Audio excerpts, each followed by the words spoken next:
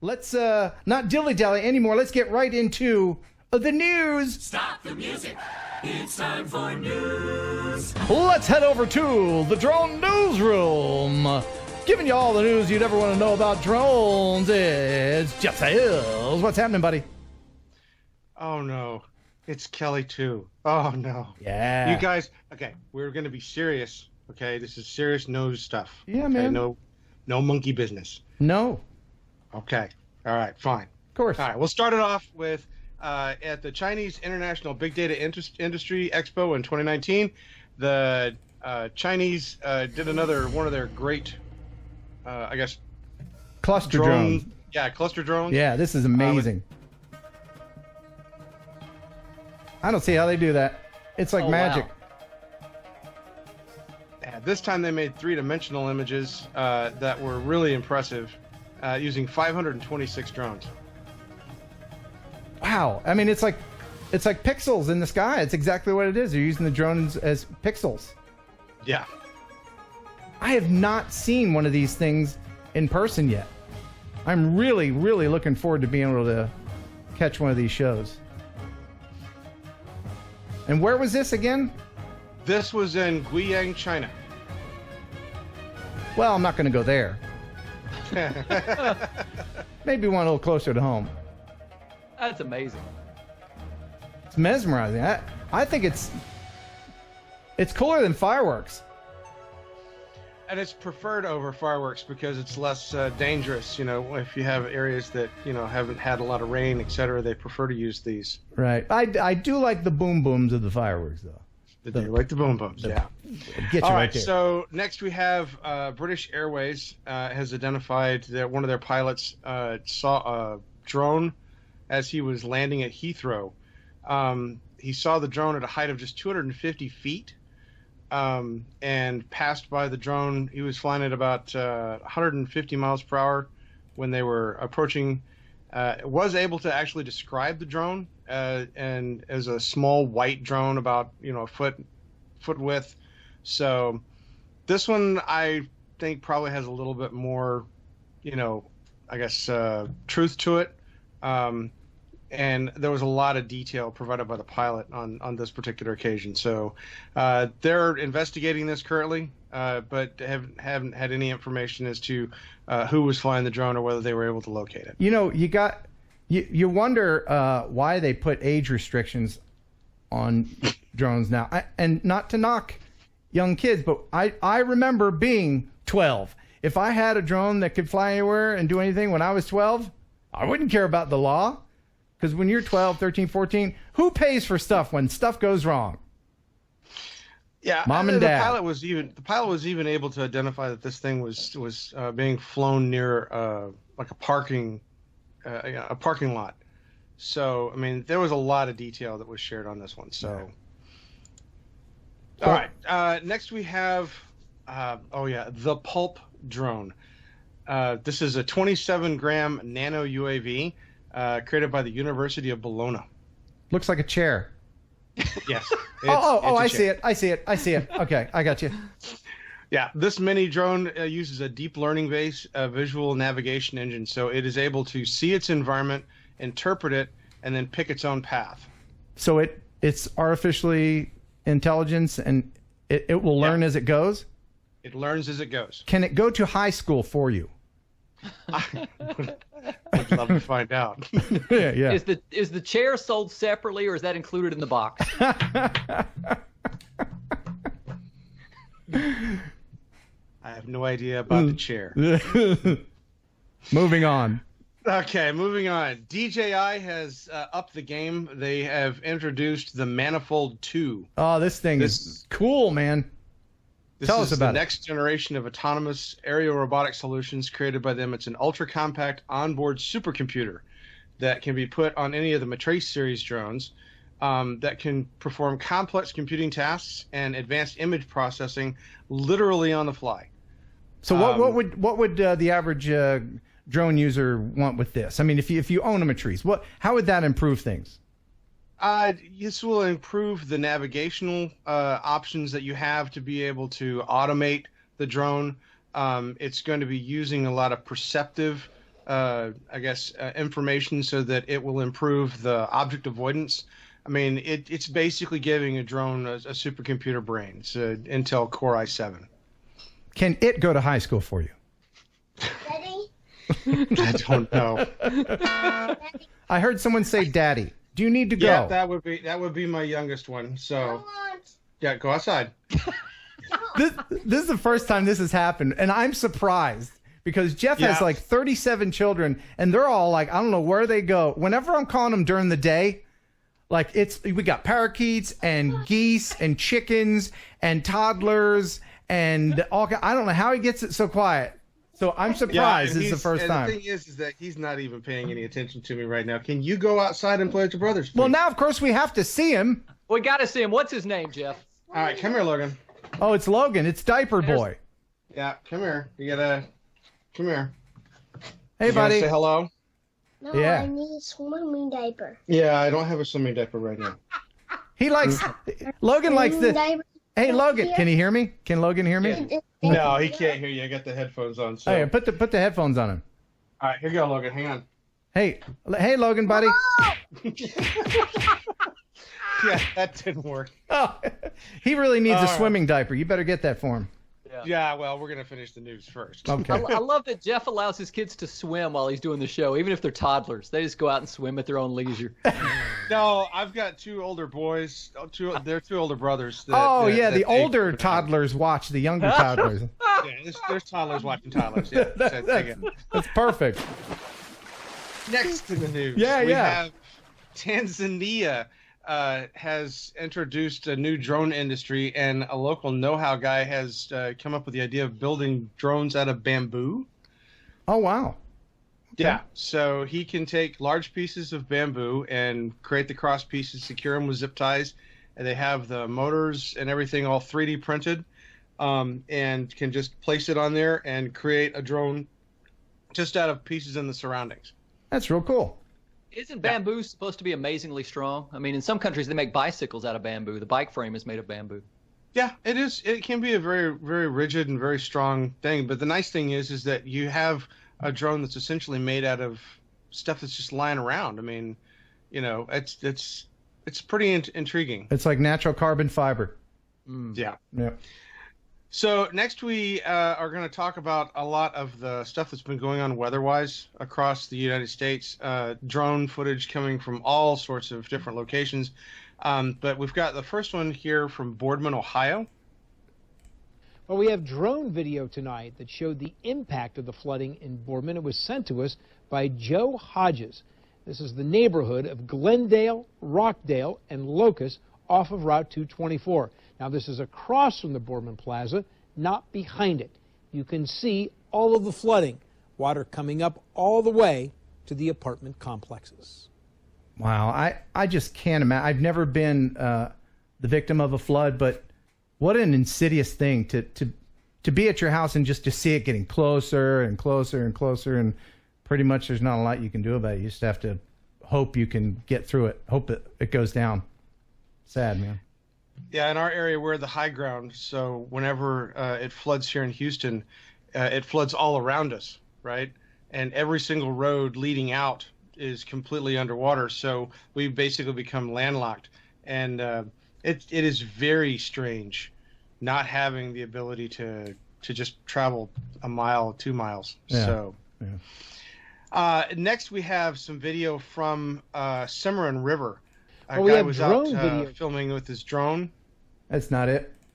Yep. There you go. But he was out filming with his drone and actually caught some rather amazing footage as the houses in this area, you can see the wall was washing away. Oh, man. This one house just washed away. Oh. Oh, wow. You can see the people there just watching their lives wash away. It's so sad. So sad. Yeah, it actually dislodges here and then just floats. And the guy just happened to be right there at the time that it happened and caught the footage on the drone. Oh, my gosh. Yep. Can you imagine being the homeowner? Can you imagine that?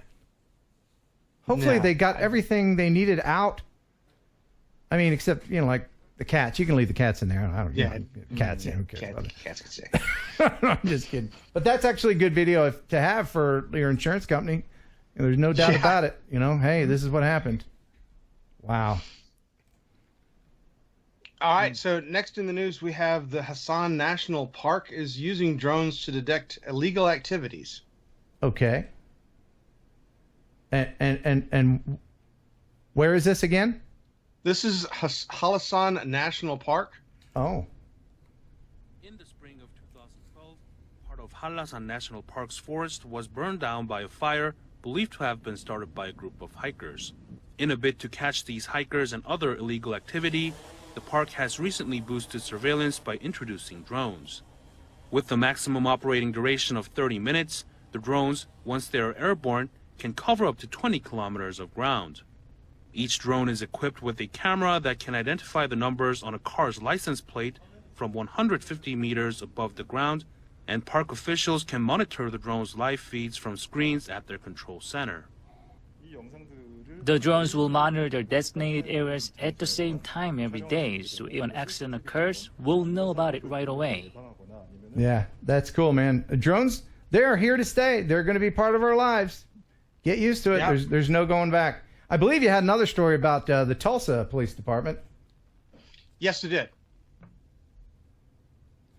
So go ahead. The Tulsa Police Department has released a video reminding people that they would really appreciate it if they didn't fly their drones around where they're performing their Hey, it's Sergeant emergency Muhlenberg services. again.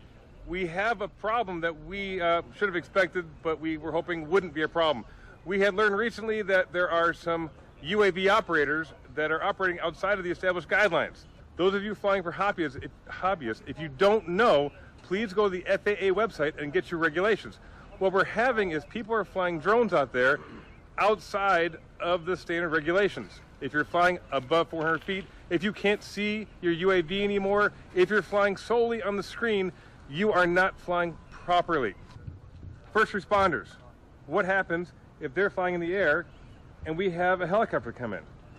So, Richard, what we're dealing with right now is we had approximately 30 drones today illegally flying, whether that being too high or in an area they're not supposed to. And these helicopters cannot operate if they're in the area. If they were to operate, there's a good potential that there could be a crash. So you've got a guy who's out here taking pictures for fun, and then you have a group that's out here trying to save lives. Which is more important? We want the citizens to make the right choice. We understand that it's fun to fly these drones, but we're asking that you move away from the levees, move away from the river, and allow these first responders to do what they came here to do, which is save lives. Please follow the guidelines, follow the rules, always yield if you see these aircraft in the sky because they're flying out there unexpectedly. Please, please, please follow the rules and guidelines, yield to them, help us out, don't be part of the problem. Do we have to say this 1,000 times before people listen? And when you see something happen like a train derailment or some horrible fire or something, if your first thought is, I got to get my drone over there, and be, Chopper Kyle on the scene, you got to record it. Just remember, these guys are working. What if you were in a car and your car was sinking and they couldn't get the rescue people to you, because that's what happens when the police helicopters are flying. If there's a drone in the air, then they have to come down. California, their fires last year. Australia, their fires last year. New Zealand, all of these countries have had instances where the drones have interfered with emergency services, forcing them not to be able to fly aircraft, and it's become a global issue. And so, just keeping the word out, letting people understand that, you can't fly drones in areas of disaster if there's still rescue operations. I don't think that point will get driven home until they start actually putting people in jail or getting huge fines and it starts making the news. Because if you're a kid, again, if you're 13, 14, 15, you got a drone, you're not going to think that your little drone can mess up a big giant police helicopter. But it can. It can. Yeah. There are consequences. I think, unfortunately, a lot of people have this YouTube mentality and they immediately think, that's views. I can get my drone up. Oh, and it's yeah. views. I'll put it on YouTube. They don't think, unfortunately, like Ken does, safety first and let's follow the rules. And, you know, it's very strict guidelines. They think views, views, views. I can get views. And they're not thinking of safety. Yeah, they're willing to risk getting in trouble to get those views. You're exactly right. And there's nothing that we can say to change their mind either. I think I might be a little blue in the face. All right, so last story for this evening. Parrot, the Paris-based company that makes the Anafi drones, has gotten a contract with the U.S. Department of Defense to develop a small short-range reconnaissance aircraft to be used by soldiers in the battlefield. This is interesting in the sense that because DJI has always had sort of the monopoly on the environment with the drones, and contracts and stuff like that tend to go to DJI because of the safety and all the work that they put into their drones. But because of the China-U.S. trade stuff that's going on, Parrot had an opportunity to get their foot in the door with the Defense Department. And this is a chance for them to be able to bring their drones into a new market. Very cool, very cool. And that is what drone is it? The Parrot? Yeah, this would be the Parrot drones. And Parrot is what? What is the Parrot? It's a bird. Oh, well, everybody's heard about the bird. Bird. The bird's a winner. Well, a bird. Bird is a winner. Well, a bird. Well, a bird is a winner. I almost got to the end of the news. Almost. It was the last story.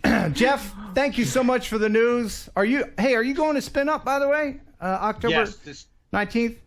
Absolutely. This year I'm Very definitely good. going to Very Spin good. Up. There's a link in the description if you want to attend Spin Up. It's going to be bigger and better this year. DJI is a corporate sponsor. They're going to be providing prizes for you to win.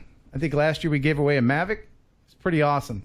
And speaking of gizmos, you've got a cool new gizmo, don't you, coming from a very nice viewer? Yes. Mike Roche has...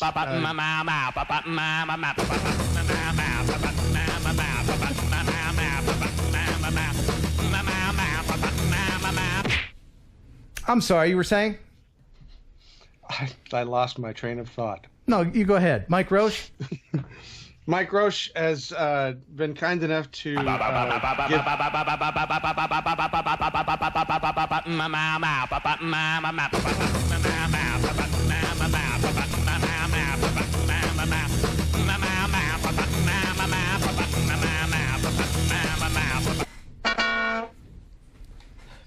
My bad. Finger slipped on that one, Jeff. Apparently so. It's all you, baby. It's all you. Tell us about it. What you got?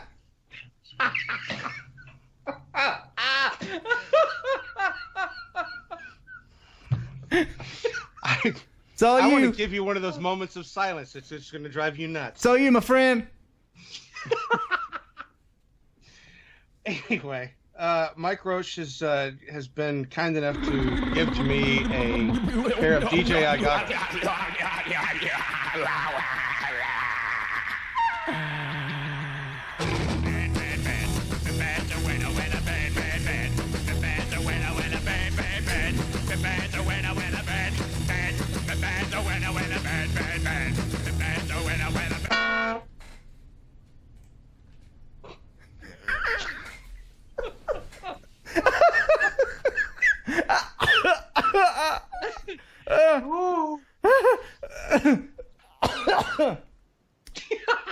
Let me It finish has the been story. wonderful doing the news this evening. I greatly appreciate the opportunity. Thank you very much. Mike Roche has been kind enough to offer Jeff his DJI goggles, and they'll be coming in the mail very soon. Yes, sir. Look forward to being able to use them with the Heron Bird and the Chris Rollins Mavic Pro. Yeah, that'll be great. Now, will they be coming airmail? It's coming FedEx. Oh, okay, and sometimes FedEx sends them on airplanes, right? Yes. And airplanes are also known as what? I'm not following. What, Jeff? this. What, This Jeff? is no What? way. What are they also known as? Airplanes are known as aircraft, and things.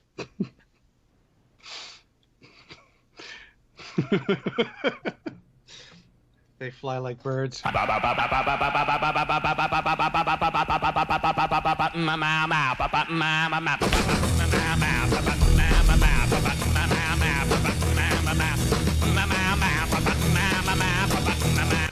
right, we drove that joke into the ground. Thank you so much, Jeff. We appreciate it.